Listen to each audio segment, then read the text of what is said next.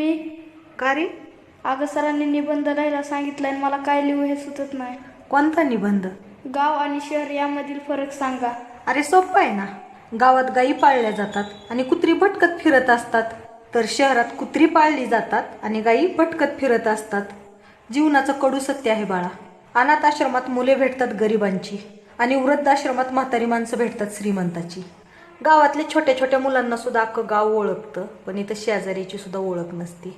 अरे गावाकडे एखाद्यावर जर अडचण आली तर सगळा गाव धावून येतो रे, पण इथं शेजाऱ्याला सुद्धा कोण मदत करत नाही, कारण कुणाची ओळखच नसते.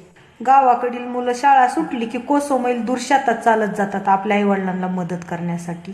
शहरातली मुलं शाळा सुटली की स्कूल बसमध्ये येऊन सुद्धा टीव्ही पुढे येऊन बसतात. असे अनेक फरक आहेत गाव आणि शहरामध्ये, ते आपण काढू शकतोय. हो खरंच मम्मी, बरोबर आहे तू म्हणती ती.